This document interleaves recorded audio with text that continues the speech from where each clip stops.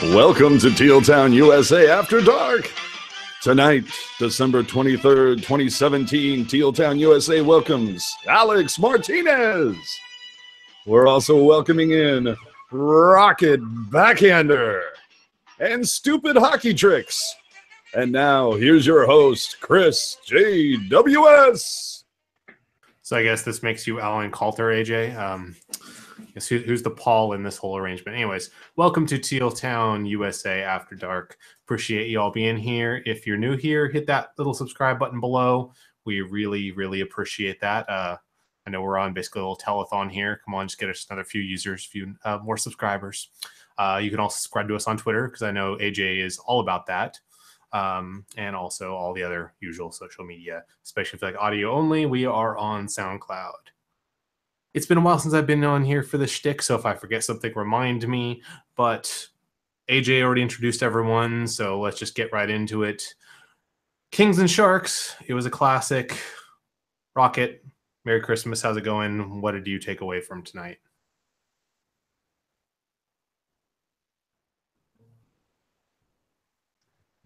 Sorry, I used a different button. I wasn't used to that one.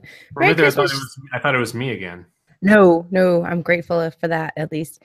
Merry Christmas, and Merry Christmas. This game was I think a tale of what happens when you apply an aggressive forecheck to a physical team. You get this. You get this. Exactly. Alex, how's it going, buddy? Pretty good. Glad you're back, Chris. Glad you don't have crappy internet, but no. I guarantee the first time I robot voice, the chat will let me know. Hey, it happens. But no, I thought the Kings were aggressive and weren't smart hockey. You can be aggressive and be smart, but they just weren't being smart with the puck. And I'm sure we'll get into what happened in the second and third period, but they just weren't being smart with the puck through the entire game, and that caught up with them. And I think they're still one of the best teams in the Pacific. Jonathan Quick is still I think, the best goaltender in the West, and we got the first goal, which was absolutely key. Definitely. And I mean, if you look at the contrast of this game and the Canucks games recently, the Sharks know how to play physical teams. They know how to play the plodding teams. They struggle with the fast ones. And, the Canucks, when they were, they struggled handling their speed. The defense looked horrible. In this game, defense looked rock solid. They allowed some opportunities, but really they kept Jones clean. They let him see the puck all night. You're not kidding. Nope, I am most definitely not. And I see Gen X already making snide remarks in the chat. Of course, that old man has no joy in his life, even at Christmas time. True indeed. Anyways, so I mean, I think we have to talk about the refs thing, so we might as well just get that out of the way first. What was that? It was all over the place. It felt like there was times when they're calling things that were not fouls, and there was ones that were pretty clearly. I'll toss it to you first, Alex. What was your take on that? I mean, the first period, I didn't know what was the deal. We had a slashing call and a penalty call that would seem like it was a gimme for a makeup call. But I can deal with the first period being amateur. If calls are going to be missed, I get that. But I think what was more alarming was how out of control the game was. Most of the garbage after the puck stopped was just because the refs didn't make the right penalty call, and that's 100% on the refs. And that Doughty slash is 100% why Don Squay's probably could be bruising tomorrow morning. Rock, what do you think? I think that the referees did the best with what they could. God only knows what goes on in the zebra circles and the zebra chats, what happens if one of the linesmen, he's actually been a real douchebag to the rest of the crews lately, and nobody really wants to work with him, and he's been messing up calls and showing up late to things. Nobody ever talks about that kind of stuff. So if there's something hardcore going down and the rest of the crew is not really in sync with each other, then this kind of shenanigans can happen. And it's happened all season, which makes me think it's something systemic and not necessarily like one person in the system. But there's something going on in the zebra locker room that no one's talking about. It's not just all of a sudden the zebras are bad. You think they have like a Ryan Kessler on the crew then? Is that what maybe they locked somebody out of the locker room the other day? Who knows? Who knows? I don't know. It was funny. Good old Shark voice was like saying, "It's like the refs didn't start on time." You know, they love the Sharks need to start on time. And we'll make a little remark about that, but it was kind of true. It was weird. It was like there were missed calls all around. There was definitely some missed calls. I switched between broadcasts. They were complaining about some missed calls on the other end because, I mean, honestly, I don't care when they miss calls on the Sharks. So, you know, you have to listen to that broadcast to hear them whine. No, I mean, I think all around, no one was happy with the reffing tonight, and it was strange. I don't know. Maybe it's the December 23rd thing. They're like, yeah, hell yeah, days off. The refs were ready to get out of here first, so maybe that's what it was. Who knows? But then there was all the funny business, which I mean, that's really to be expected with any Sharks Kings game. Timo Meyer for Ryan Clough 2017. I mean, he just needs to play with the puck from the bench, and he's got the Clough trick, right? He's getting there. Yep. Come on, guys, work with me here. I need hot takes. I thought Timo Meyer had one of his best games as a Shark tonight. We still should have had Brock Besser. Yeah. I thought it was also kind of funny. His number 17 kept on getting referred to as who was the player on the Kings? It was Torrey Mitchell. Torrey Mitchell, thank you. Yes. And I'm like, that's not Torrey Mitchell. He's too small and he's not a douchebag. But wait, so does Torrey Mitchell play for LA now?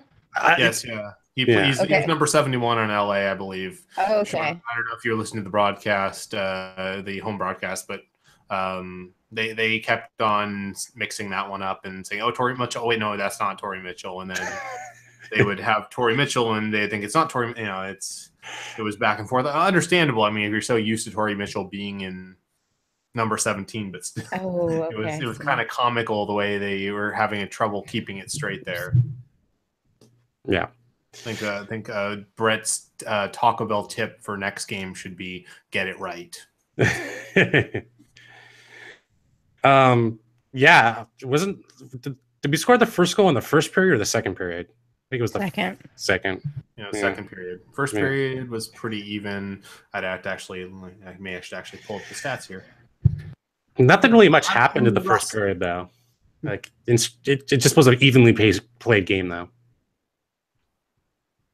Yeah, so the first period, I mean, just looking at the numbers, I mean, the Sharks actually had pretty good stretch in there, a good 8 minutes actually, where they held the Kings without even a single shot attempt. A good 8 minutes or so there. I'm just looking at the shot charts here, and yeah, I mean, that's the thing is they did manage to keep possession very well, and I think they had the power play edge tonight. Am I wrong? Or I think it was like 5-4 or something, or. Probably. That sounds about right. Yeah, I mean, and I can actually look at the thing. So yeah, actually no, LA only had 2. I don't know if the stats sheet is not updating for me, but yeah, I guess it was 2-5. Wow. Well, yeah, now I see why LA is complaining. But did I hear that right on the broadcast that LA is 31st on the power play? Yes. Wow. Yeah, that's bad. Well, they're 31st in the power play and they're first in PK. But also, I mean, the Sharks, I imagine actually are pretty high up on both, or they're late top 10 or just below that on power play, and then they were like number 2 or number 3 last I checked on PK as well. So, go ahead, Alex. I was just saying, like, I think they're first in 5-on-5 goals. Because I think they're in the goals for, so they are a evenly strength team. I think they're more balanced than the Sharks at the moment. That's just because our fourth line is just complete garbage. Well, I mean, yeah, that's how LA has been for almost a decade now. Is they've always been. That's the reason why they have 2 cups. They've been very good at evens. Like they've always owned the puck. They've always gotten a lot of shots. They've been very good. And they were shut out at evens tonight, so there's that. There's that. Justin Sorensen, holy crap! What a play! It kind of reminded me actually of Torrey Mitchell, probably 7 or 8 years ago against the Canucks. I don't know if you guys remember that goal where he wove through about a half dozen Canucks on the way to score a goal. Yeah, he 2 players more, and he would have been able to make a basket out of all that weaving. Heyo. Sorry, I'm trying. Alex? What are we referring to again? Sorensen's goal. That was basically created from the tackle of the LA Kings defensemen or forwards, which basically it seemed like an opportunity that just presented itself and Sorensen took advantage of it. But that was more just created because of the mistakes on the LA Kings. But you got to do that. You got to take advantage of it. Yeah, so they made a lot of that fourth line tonight. So that was Sorensen, that was Bodker, and that was Joe Ward. So I don't know. What did you guys think of that? I mean, they did make an impact. What do you think of that line overall tonight? It only took him 2 whole third periods of being benched in order to shake him into some sort of production level, huh? Yeah, I'm just looking at the numbers. They did come out ahead in most of the statistical categories from what I'm looking at here. So I did like seeing Ward as a center on the fourth line. I thought that was an interesting shakeup that Pierre DeBoer did. Hurdle played the third center, or I think it was the third or second center tonight. So it's going to be interesting to see how long the Couture is going to be out from his concussion injury, second center. All right. So, that's kind of like my thing I'm most interested in looking into. Kevin Cruz had a great article about there's no timetable set for Couture quite yet.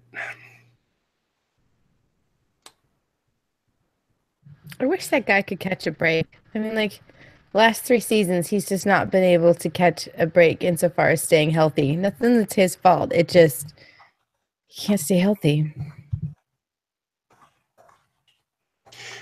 Yeah. He's the most fragile jaw in the entire NHL, so. The most rebuilt. That's not surprising. Yeah. Yeah. He's the bionic man of dental world. Dental world. The bionic the dental bionic man. The $5 million toothed man. We can rebuild him. We have the technology. The bionic teeth. Oh my god! Every time he goes to bite something, the little noise goes somewhere. Sorry, I'm old. Dr. Jack on the chat. Most fragile jaw of all time goes to Joe Janot. I have no idea who that is, but you don't know who Joe Janot is? I do not know that. I do not. Yeah, whatever. I don't know either. Yeah, and they're talking about Costco in the chat, which means we must be thrilling tonight. It is right before Christmas, and I know, we're like the Raps. We're halfway checked out. We're ready for our break. That's true. Well, no, that's like they were talking about how they were telling Dr. Jekyll, Gen X not to go to Costco because it's a madhouse, and he says he couldn't go to Costco any day of the year. And Costco's then on goes to Costco. every day of the year. That's no, I don't know about that. It's pretty bad. Well, okay. I do want to do a quick shout out to Jessica. It is her birthday tonight. Happy birthday. So, yeah. Oh man, there he goes. Dude, Alex's wall. And you know what? It must be because you're here, or it's that boring. Then your sense of entertainment or whatever is kind of dumb. He's a grumpy old man, and very few things bring him joy in life other than bring other people down. So. That's so true.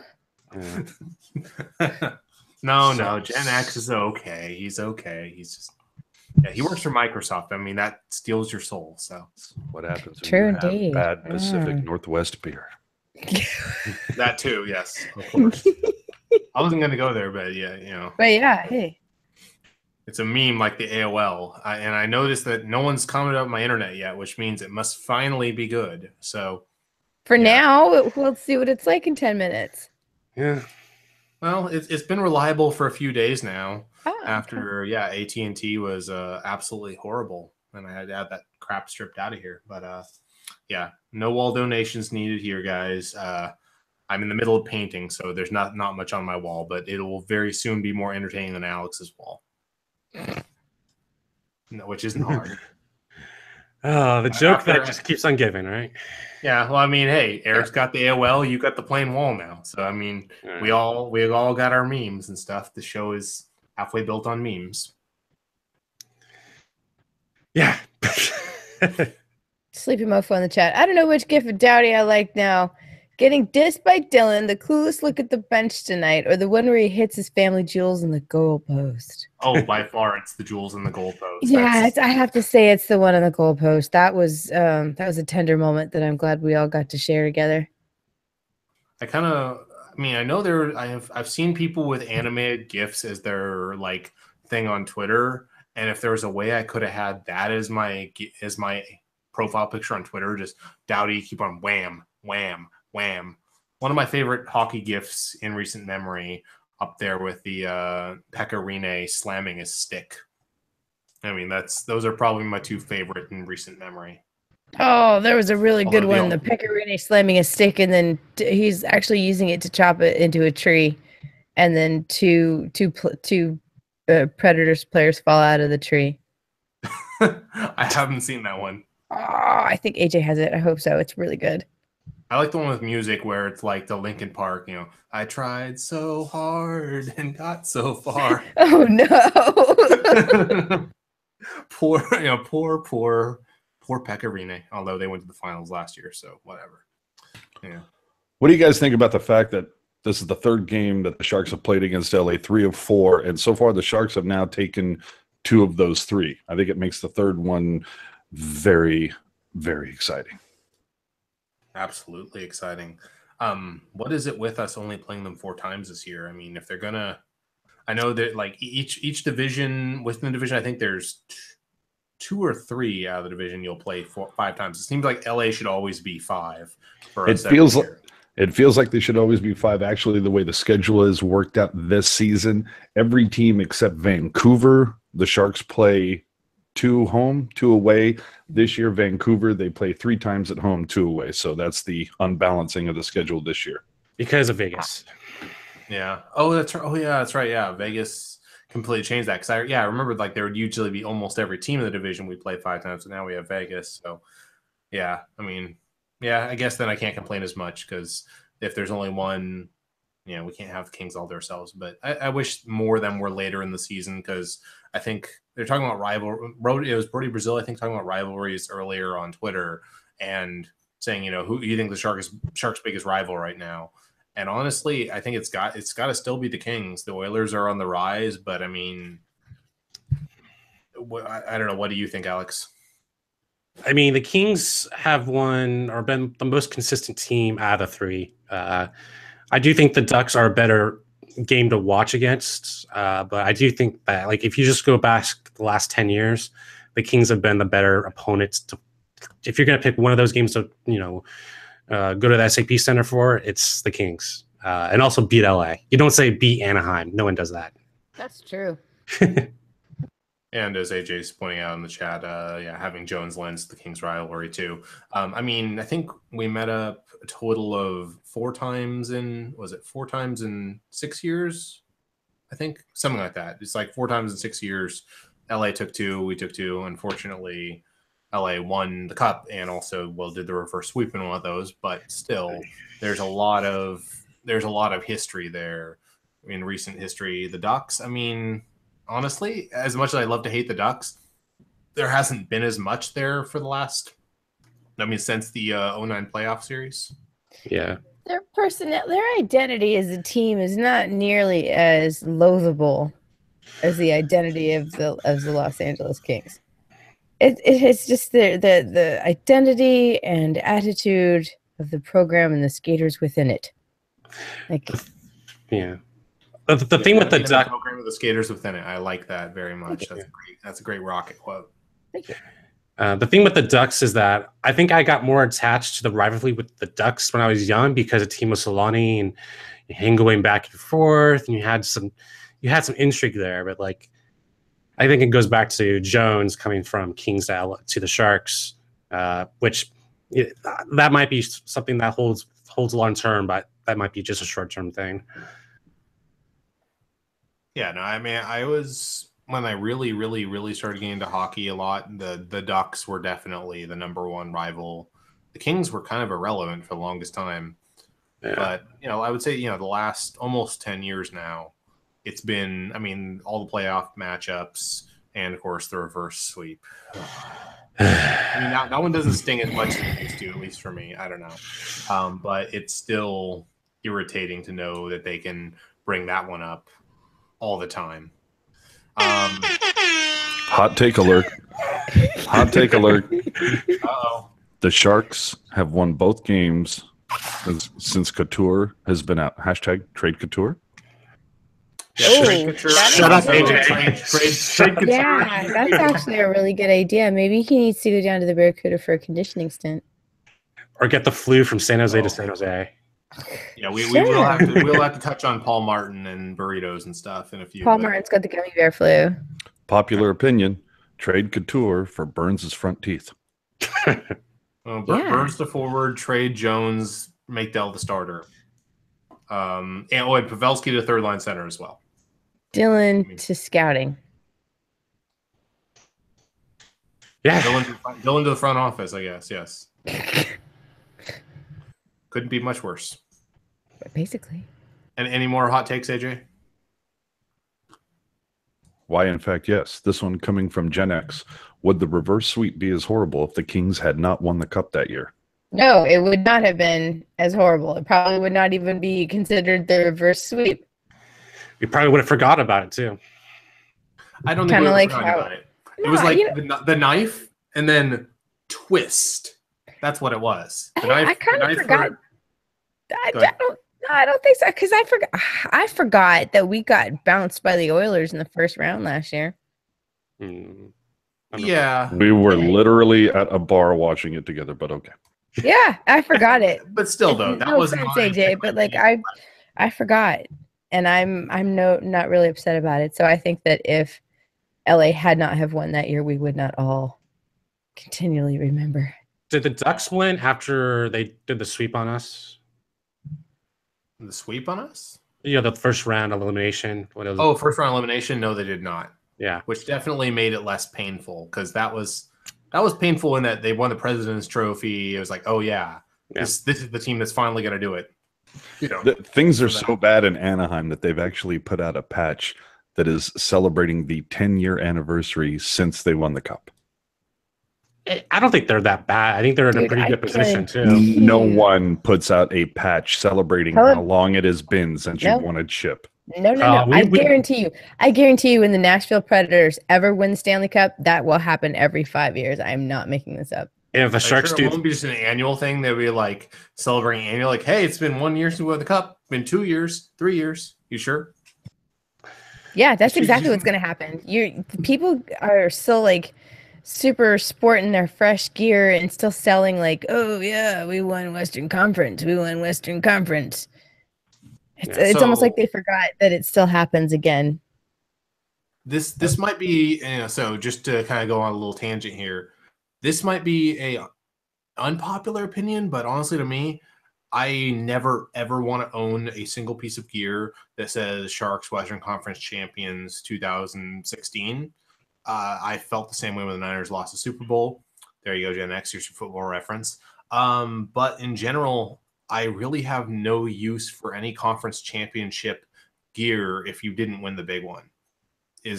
Am I the only one? And I feel the same way about division gear too. I refuse to buy it. I don't know. Is it just me? It took me a year. Oh, go ahead. No one wants to wear a piece of clothing that says you were the first loser. True. Yeah. I don't know. It's not even that. It's not even saying like, oh, you're the big loser. It's just more like you won the division. Yay, good for you. You didn't do much else. I mean, I don't know. Gear celebrating. I mean, I understand why the players do it. 'Cause, I mean, hey, that's something for them to celebrate. They accomplished something. But really, I don't know. To me, it's just not something I found that compelling ever. It took me a year to throw away all the Western Conference. I didn't buy a Stanley Cup badge or playoff badge. We made it to the 4th round or that stuff. But it took me like a year. During the offseason, I threw away all those Western Conference cheese shirts I bought, and I felt like it was a good way to bury that moment. Hashtag not a real fan. And again, I don't mind the team recognizing it as a thing. It's just as a fan, I've never had any use for it. For myself, I wouldn't want to spend the money. That's just me. I mean, I do have a Stanley Cup Finals puck, but that's a. I mean, and I guess I feel a little differently about saying you went to the Stanley Cup Finals as opposed to saying you were a Western Conference champion. I don't know. It's a weird thing, but I think it is. I mean, it's closer if you're a conference champion as opposed to if you were just a division champion. But as a whole, none of that really means much to me if they didn't actually win it all. The only things I have from that playoff round is the game ticket from when they went to the Stanley Cup Finals, the Western Game 6 of the Western Conference Finals, and Game 3 or 4 of the Stanley Cup Finals. Those are the 2 games I went to. So I wanted to keep those mementos. And I go back and forth on season tickets and digital and print, but those are the 2 I keep. Oh gosh, we are not talking about that tonight. We're not being that dead horse. I'm not going to get into all the things that I kept from playoffs. No, and I'm not saying I wouldn't keep anything from the playoffs either. That's not what I'm saying. It's more specifically those items I don't have much use for personally. Yeah, Rocket doesn't want to talk about all the things from the playoffs, considering she has 2 shelves of them behind her. I mean, I have the Black Cat over here on my shelf here. So no, I'm all about playoff stuff and playoff fun because I mean, I'm not saying screw. I'm not saying if you didn't win it all, it's all for nothing. It sucked because I've actually been very much the opposite. It's just more specifically Western Conference champions gear and stuff like that. I just don't. Me personally, I don't have much use for that. Wait! You got to see this. Look what I bought on sale. Hold on, I don't know if it'll. There we go. Oh, second round. Yeah, it's against the Predators. They were like in a clearance bin in the store, and like there was like nothing from World Cup of Hockey, maybe like 1 or 2 little pins, and like a whole bunch of other stuff, 1 or 2 little pins. But there was like a whole bin of 60 of these. So people are super salty about that game, that matchup. Yeah, and for that, I like. Sorry, go ahead. Oh, I thought you were sorry. I thought you were still talking. Sorry about that. But I guess what I'm saying is I'm all about the stories and like what actually happens. But I don't know. It's just kind of a generic conference champions gear. There's one of those every year, and the only one that's really memorable that there is of every year is the winner. Is the winner? You got a point there. But I mean, there's the storylines. Like I said, there's the friggin' Black Cat legend, which is until the day that they actually win the cup. Well, even then, it'll still be a thing, but the Black Cat will live on forever. I'm sure it'll come up again at some point because it's a thing. Now, what we don't need to ever come up again is woo. Is the Black Cat like a curse now? Is that a thing now? No, it's lucky. Oh, no. Okay, but the Black Cat is powerful for SAP Center. But as soon as Marlo adopted, he went to Toronto. I mean, is it a good thing to have the Black Cat? I mean, we didn't. Yeah, I think so. I don't think you can blame the Black Cat for him going to Toronto as much as Toronto having the salary cap space and a lot of young guys. Yeah, I don't blame the Cat for that. I think that the Cat is still very much. And hey, I saw a post from the Cat the other night that was condemning the Wooers too. So Black Cat's on your side. Yep. Yeah. Oh, Dr. Jackal's going woo in the chat. I think you want a 5-minute ban there. Yeah, you're getting a 5-minute ban. Yeah. Wait, I can't ban him for 5 minutes. Oh, it's because he's a mod. Oh my gosh. Okay, Benjamin Castle in the chat. It's probably it's probably because Benjamin Castle in the chat wants I'm to not know. signed in as After Dark. So AJ, give him a 5-minute ban. Ban him for life. How about that one? Okay, Benjamin Castle in the chat is asking, Rocket Backhander, the nameplate always puzzles me. Why Brian Lerg when he barely played up and now plays for the Swedish Hockey League? Because Brian Lerg was a Worcester Shark. He was a utility dude. And when the San Jose Barracuda came into existence, he came over from Worcester, and he was the first captain of the very first San Jose Barracuda team. And the very first podcast I was on, we liked to say his name, Lerg. Yes, yeah. So I always wondered what the deal was with that, but thank you. Yeah, it was me, Wendell, and Ian used to just go Lerg whenever we heard anything about him doing something in the Barracuda. So I have his call up. He wore number 42, as you can see. This was before Joel Ward, and then I also have one of his Barracuda nameplates back here too. Yeah, that's all. I think you played like 2 or 3 total games as a Shark, or I think so. I think 3. Yeah. Okay. Well. Anyway, so that's the story behind the nameplate. He's a special little significance in my history as a Sharks fan. Someone still has not banned Dr. Jackal yet. I need to get on that. I noticed we had a jump in viewers, which means probably that the post game has ended. So for those of you who are new here, I assume that most of you are not, but if you are, hit that subscribe button. Lurg that subscribe button, or slapshot it, backhand it. I don't know.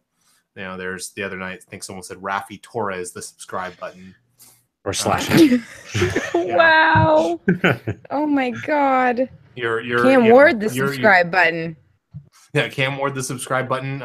Go goalpost on Dowdy's Jewels the subscribe button, or whatever. I'm sure whatever you prefer. And this is where I've switched accounts now, so I am putting Dr. Jackal on timeout. There you go. Get Niemi on waivers with that subscribe button.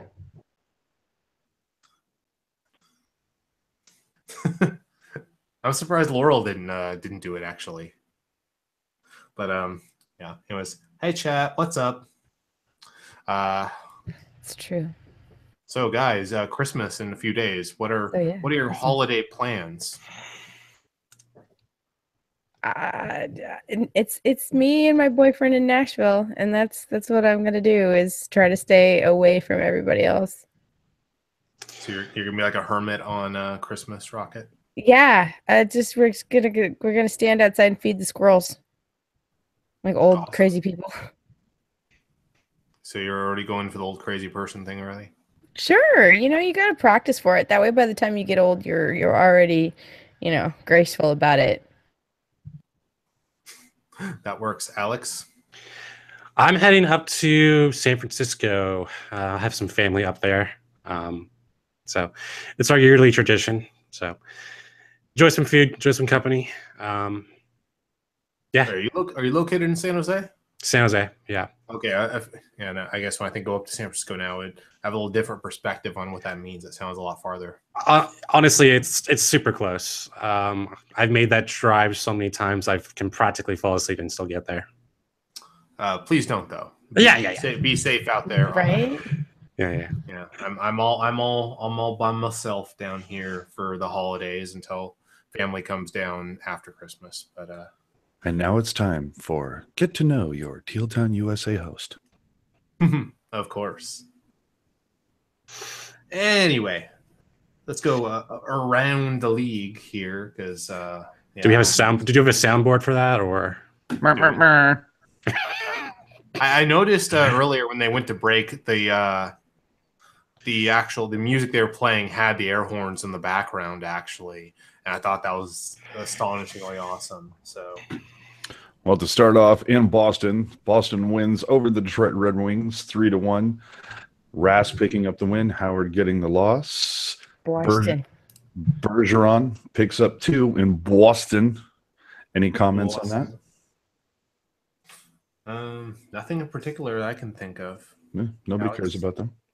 Yeah. Who cares? Who Hashtag cares no. about Boston? Fake news. On the aisle, the Islanders pick up a 5-2 win over the Winnipeg Jets. Halak taking the win, Mason taking the loss for those of you who do play fantasy. In Edmonton, the Oilers have finally clawed their way out of 7th place.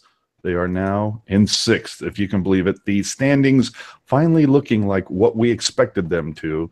Oilers picking up a 4-1 win over the Montreal Canadiens. And guess who got the loss for the Canadiens in goal? That's right, your friend and mine, Antti Niemi. My dude.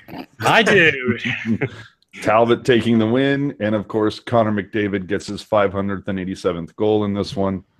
The Lightning throw a shutout against Minnesota down in Tampa Bay. Vasilevsky takes the win, while not a backup, Alex Stalock takes the loss.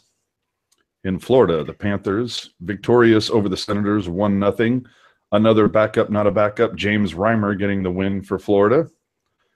In New Jersey, 4-1 win over the Chicago Blackhawks. Schneider taking the win, Crawford taking the loss. The Maple Leafs get a 3-2 victory over the Rangers. And, of course, Austin Matthews has the game-winning goal in this one. The Ducks blank the Penguins 4-0. Unbelievable. Yeah.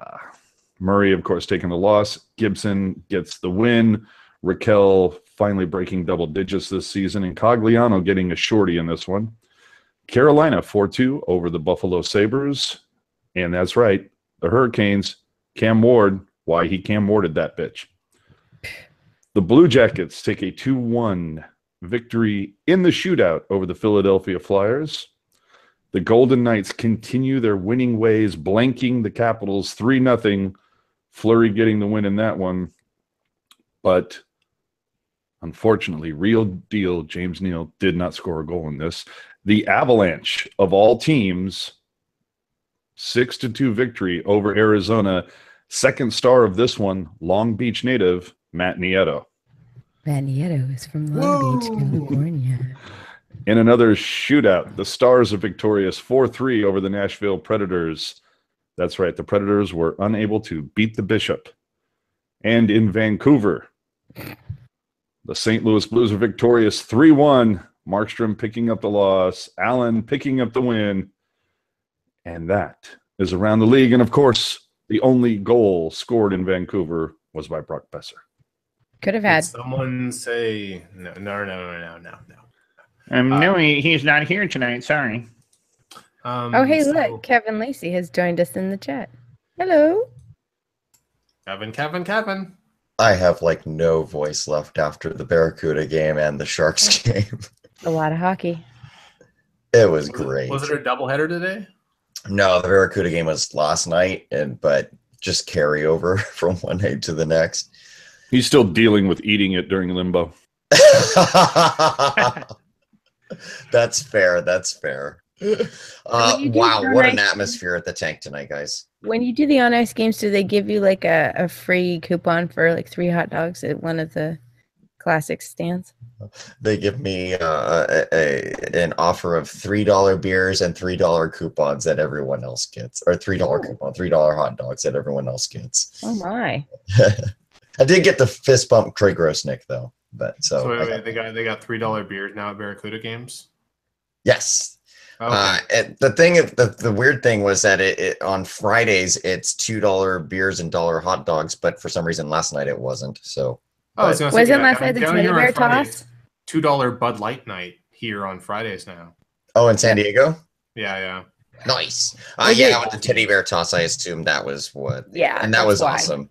Check out the Teal Town USA Facebook, folks, for a video with weird commentary by yours truly and a lot of teddy bears flying onto the ice. I'm of the firm belief that Lacey would have won the limbo contest had the turtleneck not been weighing him down. Oh my god.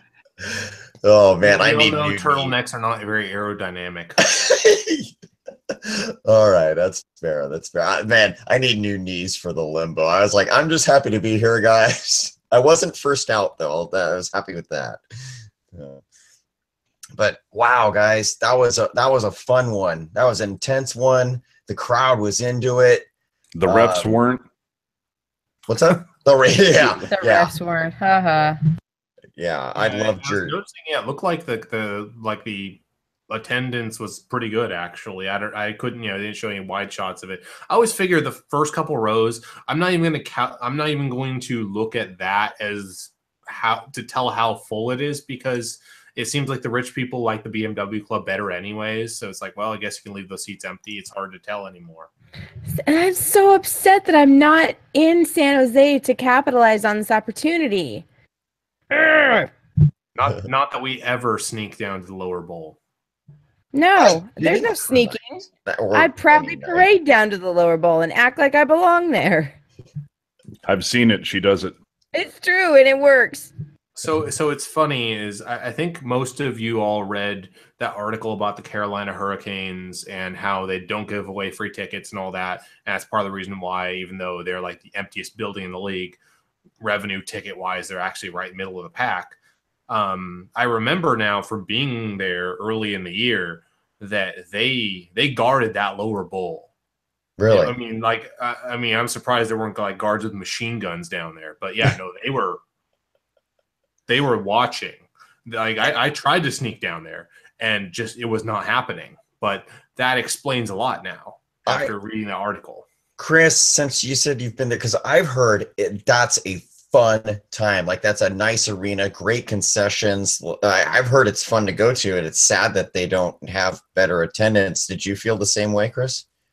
Yeah, I mean, it seems it's a basketball arena, so you're kind of right on top of it, but it works. Like Nice. it's kind of a layer arena where it's kind of a lot closer in, and you're kind of right on top of it. But it works really well, and part of the reason why also that works for them is it's a multi-tenant building. I forget which university, but the basketball team for that university plays there. They sell out because it's North Carolina. It's college basketball. I mean, college basketball is like their thing in the Carolinas. So that's part of the reason why they can make that work too. But it was interesting though, is that, and for those of you who don't know, maybe I shouldn't have just said that article. So there's an article explaining, it was about 2 or 3 weeks ago, talking about how they have in Carolina, they have one of the emptiest buildings in the entire league. Actually, no, not one of the emptiest building. However, revenue wise, they're right in the middle of the pack. Not the numbers aren't disclosed, but I tend to believe it. And the reason why is they don't give away many tickets. Like we know how many tickets the Sharks give away. They give away a ton of tickets. And I think most teams do because they want to maintain the appearance of a more full building because, it's the what I forget what word like AJ likes to use, but it's the optics of it, I believe is what you always say. Just a scotch of optics. Yeah. But Carolina, they're like, yeah, we don't give a crap. They just don't care. They're like, yeah, whatever. If it's gonna be empty, it's gonna be empty. I imagine those concession lines must be really easy to get through with only 8,000 people there. Oh yeah, they were. But I guess though, revenue wise, they're right in the middle of the pack, which I guess maybe says something about the NHL's health as a whole. But let's not go there. But what I was saying is they do not discount their tickets. They do not give them away. So it's why the building was almost empty when I went. However, I still had to pay like $35 for a ticket, which if the building's almost empty for a Sharks game, I mean, you could find them as low occasionally as 15 or 20, very rarely, but you can, especially nowadays. But there's like, the cheapest ticket I could find to get in the building was $30, which was kind of crazy considering how totally empty it was. Yeah, I feel like, and that's been a sticking point with the Sharks fans who are upset with Flavel Hampton was just tickets being given away when you've got the committed fans who are paying full price. I think that's the same thing with Carolina.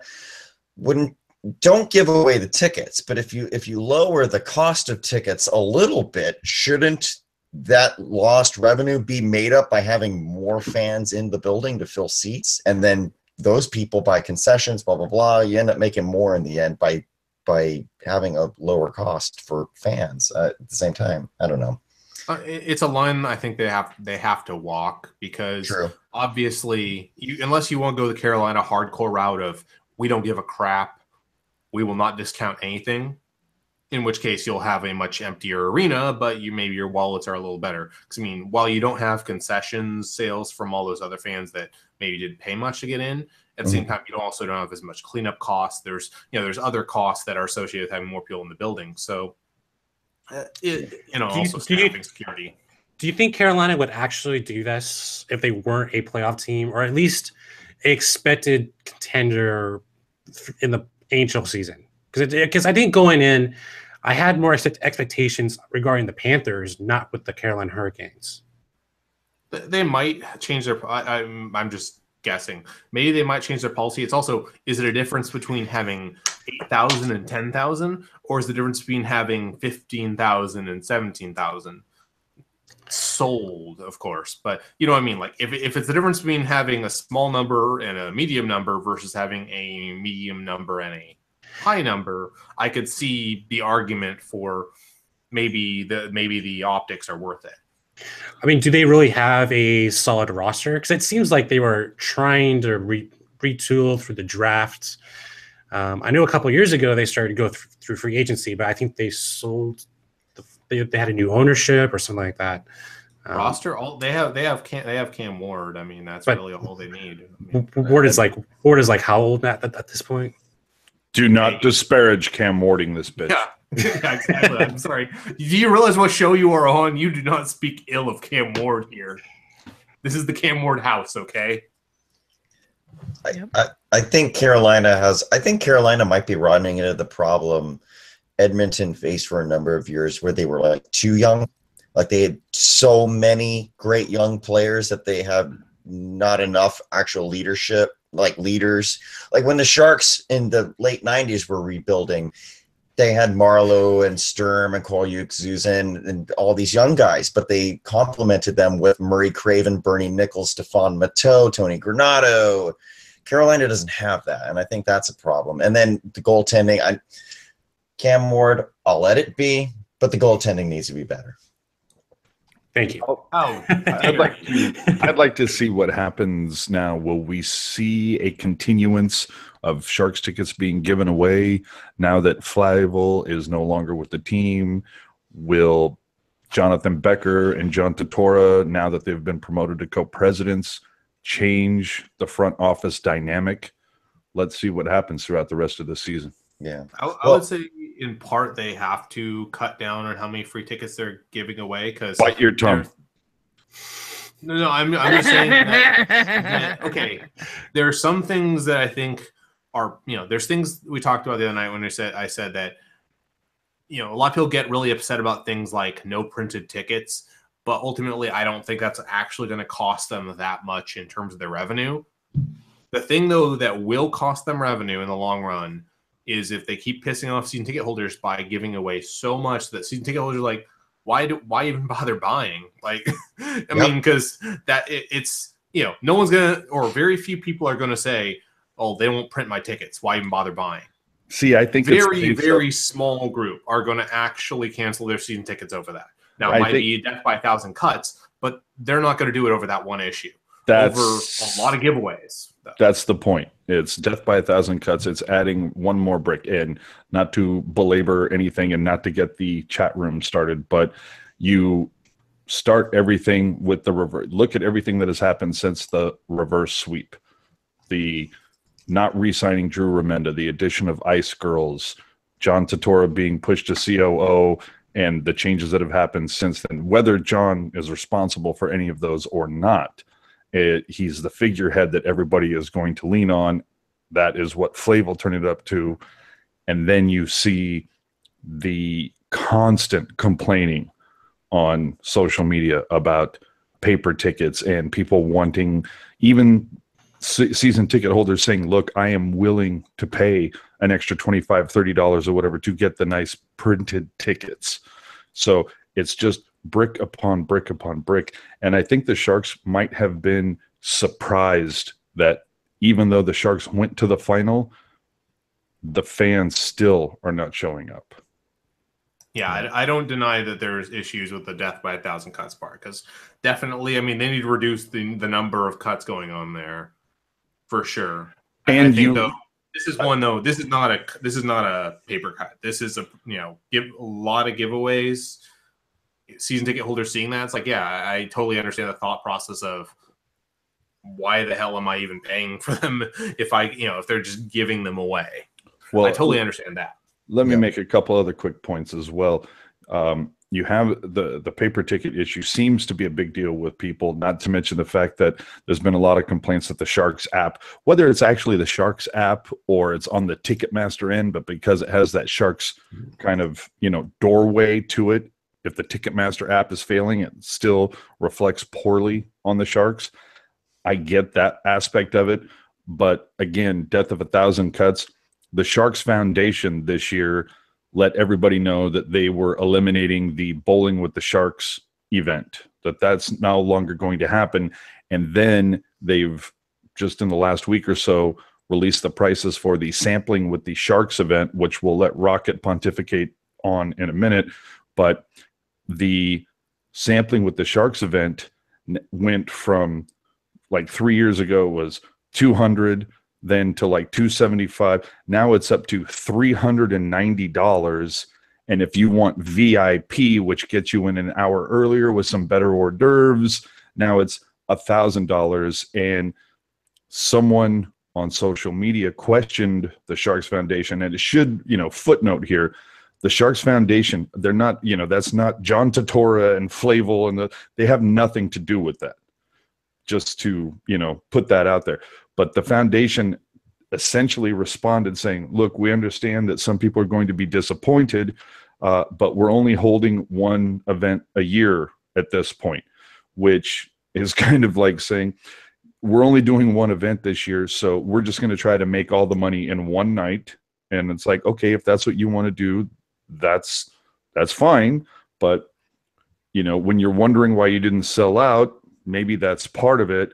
But it does seem, at least from the interaction that I've dealt with some of the season ticket holders and just the regular schmo fans like myself, is that the Sharks seem to have made a pointed effort to really just target the corporate money over the last 18 months. And now we go to Rocket to give her background on the Sampling with the Sharks event. Was it worth the cash, and what did you pay, if you don't mind me asking, for the time that you went? No, I already talked about this in the Pucknologist, and it was a really bummer of a subject for me. I didn't have a good time, and I'm the wrong person to talk to about it. Ooh, that's not a good sampling with the Sharks. No, she was a shrinking violet that was she's shy. She's not the verbose, loud asshole that I am. Yeah. You put me in a room. The guy who will yell, "Bring back Drew" every chance he gets. Yeah, you put me in a room full of people who I don't know, their most exciting thing they want to do is go to Williams and Sonoma, and I can't relate to those people. So there's nothing I could do. I just let the team work the room and stayed out of the way. I don't know. I think the thought I have on a lot of what you're saying there, AJ, and a lot of it makes sense because haven't been following this closely this year for obvious reasons. But I noticed they eliminated the bowling thing, obviously. And now that you're saying they're raising the price, and it seems like they're consolidating what they're doing, it definitely seems like, they're trying to do less. I mean, I figured the bowling thing logistically, I was like, man, I would hate to be the person playing that, because that's got to be a lot of work to coordinate all the different things going on there and make that work. It sounds to me like maybe they're trying to simplify what they're doing. It's very disappointing, to me, because I really enjoyed the bowling with the Sharks, even though I never will probably get a chance to do something like that again because I'm a long ways away. But it was really fun. It was a lot of fun to do that, and I did that twice. It has to be a significant amount of effort, I grant you that. But you're also talking that if you have 32 lanes and you're selling 5 to 6 lanes a piece at $275, I mean, you're talking upwards of $42,000. Even if you have to spend, I don't know, $5,000 to rent out the venue plus pay for bartenders and servers and the food. Even if you're down 10 grand for that, 30 grand to give to a foundation, a charity foundation, I don't think it's something to sneeze at, but maybe it's something that the players didn't want to do. Maybe too many fans were hitting up the players for autographs, or who knows why they decided not to do it anymore. But I was told that one of the reasons, or the primary reason why they are stopping doing the event from now on, is that it simply wasn't actually, kind of to go what you said, Chris, is that the return on it was not worth the headache. But again, I go back, and if you run the numbers, I'm sorry, I think $25,000 to $30,000 for a charity, I think that's probably worth a little bit of headache. Well, yeah, and I think, like, in terms of the return they get, it probably wasn't as bad as, like I said, the logistics. Because I mean, that's a lot. I could see how, like, a sampling thing is a lot easier logistically, because there's, only so many moving parts and all that. Setting up the whole thing with a bowling alley and bartenders and, having all different ages and ticketing and all that. I could see how that could be a logistical nightmare, and that's definitely a good point worth it. I could see how that would definitely be a pretty big headache to put that together, which it's still disappointing. It's like, it's really, honestly, one of the most fun events I've ever gone to, because it was really cool to do that. That's a great point about having kids there. The other thing I think that does need to be noted now about sampling with the Sharks is that aside from them raising those prices, they're also now holding the event no longer at Club Autosport, but at the BMW Lounge. So now they don't have to pay to rent that venue out. Well, yeah, and that's are they still doing Sharks Fantasy Camp? Yes. Yeah. Okay. Yeah, That's also cool, and I wish I could have done. It never worked out. But, I did that when I was young. You did? Yeah. Yep. Do tell. It was fun. I did it 1 year. It was Who did you play with? Drew Amenda. Yeah, he was coaching, and then a couple of times he would jump on. But that was like 10. That was almost 13 years ago. But I think at the time, Friesen or Ricci was also participating in that. But it honestly, like, when I look back on that, it was very much for profit, for charity. Also, it was fun to do that, but I think I have a greater appreciation of hockey because I participated in that. But that was mostly because I was playing hockey at the same time. So it's me to just get closer to the team itself, not really to the sports. Yeah. All right, take that, people who haven't done that. Yeah, I know a couple people who have done that the last couple of years, and they had a blast. But I know that it costs a pretty penny to get to do it. But man, it seems pretty dope. I would do it if I had the extra income. I would do it if I weren't scared to death Brendan Dillon would show up.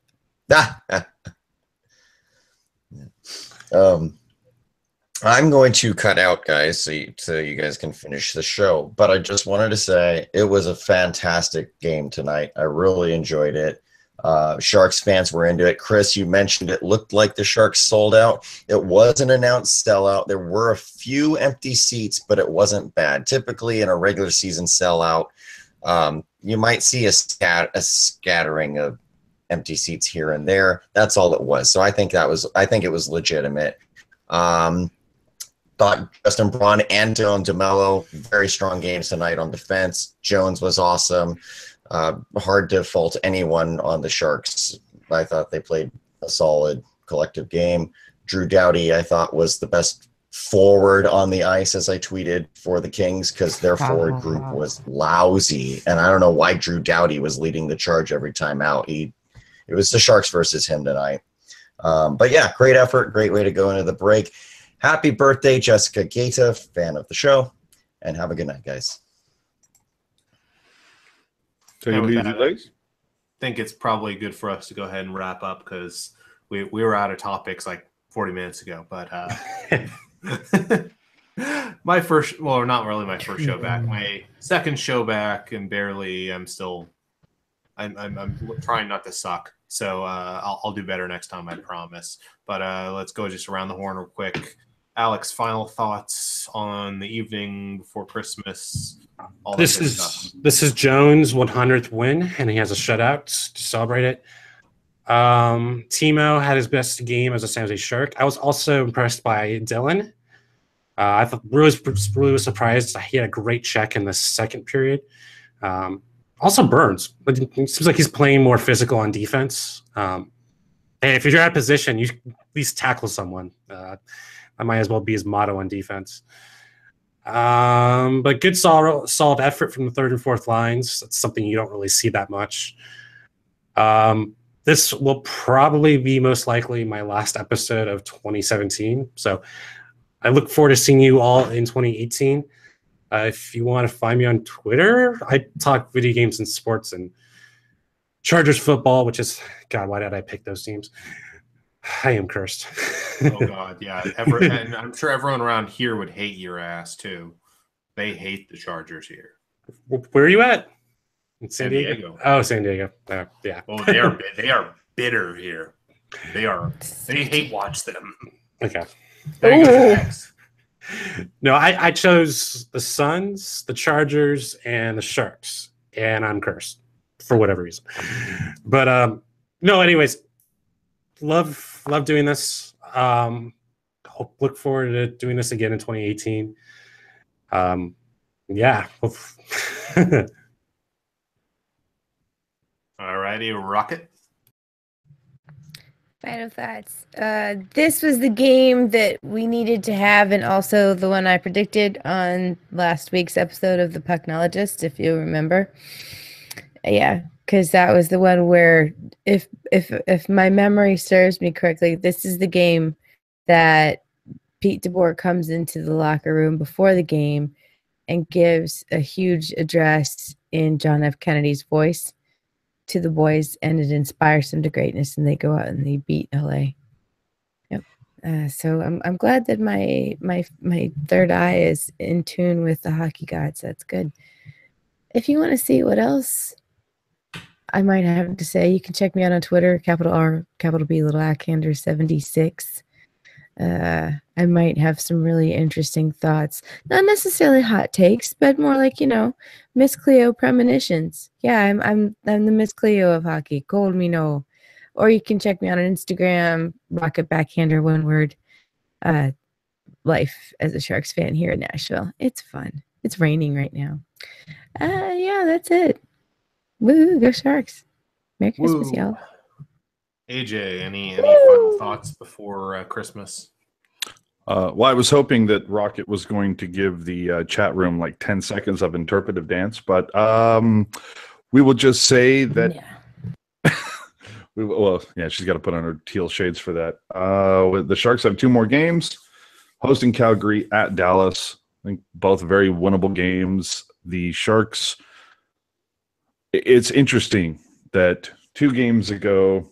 Or I shouldn't say 2 games ago, 2 days ago versus Vancouver, it was a free-for-all, winning 5-4 in overtime, like no defense to be found.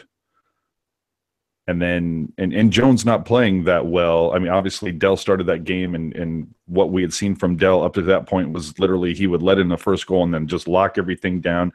That was not how it came to pass in Vancouver, but they did get the 5-4 OT winner. And then tonight, Jones, who has not played his last 3 or 4 starts very well, gets his, just like Alex said, gets his 100th win versus his former team, and it's a shutout. I mean, you can't ask for more than that. So hopefully Jones, whatever was ailing him, he is finally shaken off. And this game against Calgary is going to be huge, because if you look at the standings right now, Calgary is only 3 points back. Now, granted, San Jose has 2 games in hand, but these are those games that you really need to pick up, because the Pacific is starting to separate itself. You got Vegas and LA both tied for 48 points, and Vancouver and Arizona finally at the bottom, which we all kind of agreed was going to happen. So San Jose and Anaheim and Calgary, this could be interesting to see how the next couple of months of hockey play out. So this game against Calgary, again, huge game. This is one of those ones where you don't want to look back in April and say we should have beat Calgary that one. Aside from that, I am AJ_Strong on Twitter and on Instagram. The Pucknologist is off for the holidays. We will see you January 2nd. Yeah. Awesome. And yeah, you kind of stole my thing about the division standings because, well, think of it this way. Between 7th place and 1st place, difference of 13 points. Vancouver, not too worried about those guys. I think they're going to continue to sink. But, yeah, you got 6 teams vying for a handful of playoff spots there. So it's going to get interesting. And looking at the other division there, probably at most right now, 1 wild card comes out of here, if that. So quick be a dogfight. Quick question just for everybody, and we'll start with you first, Alex. Bigger surprise, Las Vegas #1 in the Pacific or New Jersey #1 in the Metropolitan right now? So New Jersey has a ton of talent. It's just kind of surprising that it's flourished this soon. But I guess you have to go Las Vegas, like expansion teams, setting records. It has to be Las Vegas. So yeah, that'd be my answer. I mean, Rocket, what do you think? I mean, considering that the Devils play, with Columbus and with Pittsburgh, Right. Yeah, no, I don't think that speaks so much to the Devils being the surprise so much as everybody else being the surprise in that part. So I would have to say Vegas. Chris? I'm going to go with the Devils. I'm actually not that surprised by Vegas as much because I think the rules now with the entry are set up much, much better for a team to succeed immediately, especially if they make smart picks. I think Gen X is the one who said 1,000 times on Twitter now and pat himself on the back for it 1,000 times more. They literally picked every single third-line grinder and borderline second-line guy, and they just have 4 lines of pain-in-the-ass dudes who can play, who aren't stars, but they can play and they can wear you down. And he's, said, I'm sure since I began this little, 30-second blip here, he's probably tweeted about it twice more by now. So, I think the most surprising team so far is the New York Islanders. I just, with how much stuff was, hanging over them in the start of the season with Tavares, I'm kind of surprised that they've kind of steered the ship in the right direction. And I could totally see them gain a wild card spot. And that's probably the ceiling, but I expect things to be I expect it to be a really bad year for them. Nice. All right, then. Well, with that, I think we should wrap up here. So if you are new and you actually like what we do here, I apologize for how bad this episode was, but if you did like it somehow, some way, hit that subscribe button. Even if you hated it, give us a second chance, please. Please do, just for Christmas.